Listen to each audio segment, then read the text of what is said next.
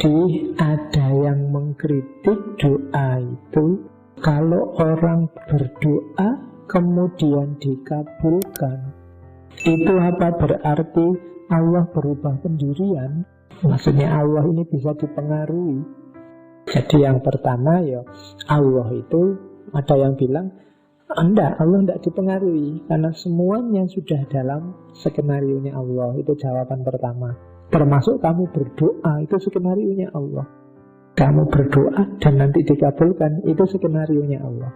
Kalau Allah enggak ingin memberikan kamu A, batinmu tidak akan diarahkan untuk kamu berdoa meminta A.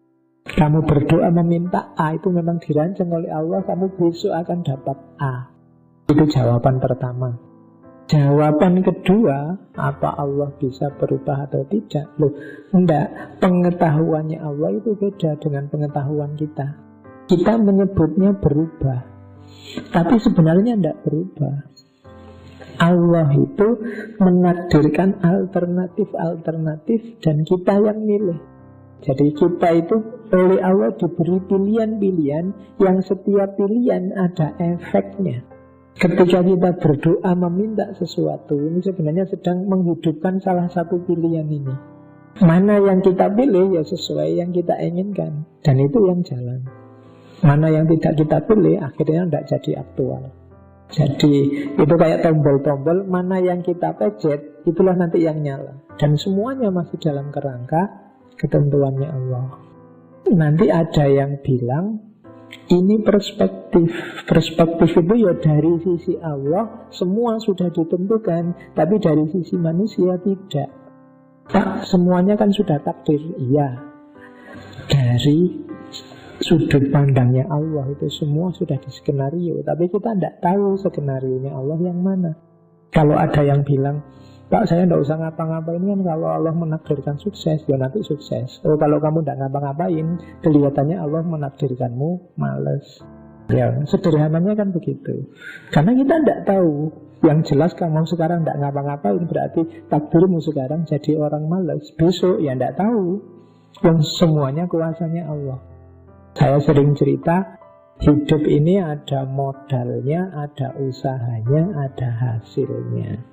Modal dari Allah, usaha dari kita, hasil kembali ke Allah lagi. Kita dikasih modal akal, berpikir atau tidak, itu usaha kita. Hasil pikiran apa, itu Allah yang menentukan. Kita dikasih modal akal, belajar atau tidak, di tangan kita. Lulus atau tidak, di tangan Allah. Cuma kalau kita belajar, ada kemungkinan lulus, ada kemungkinan tidak, di tangan Allah.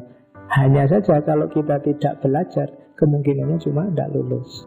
Nah ini logika ini kalau di ilmu teologi namanya ini sunnatullah. Jadi sunnatullah itu kalau kamu belajar bisa lulus, bisa enggak. Dan itu kembali ke Allah. Tapi kalau kamu tidak belajar ya kemungkinannya tidak lulus.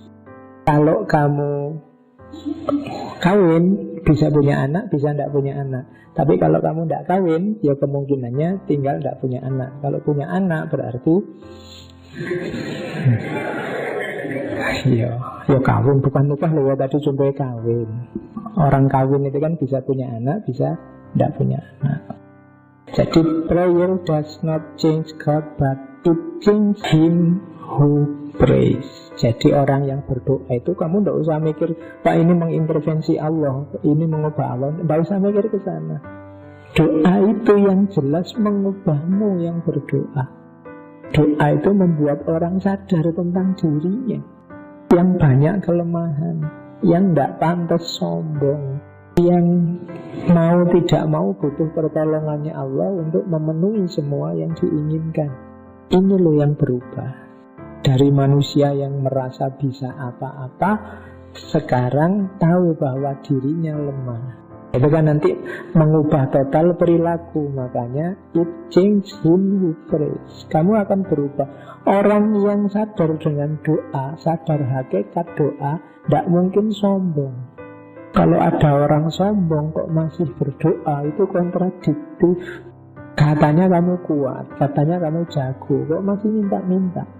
Katanya kamu pasti benar, katanya kamu orang besar, katanya kamu sudah. kok masih minta-minta? Itu kontradiksi. Orang yang berdoa itu harusnya tawadu, merasa lemah, merasa kurang, merasa tidak berdaya. Itulah perubahan yang didapat dari doa.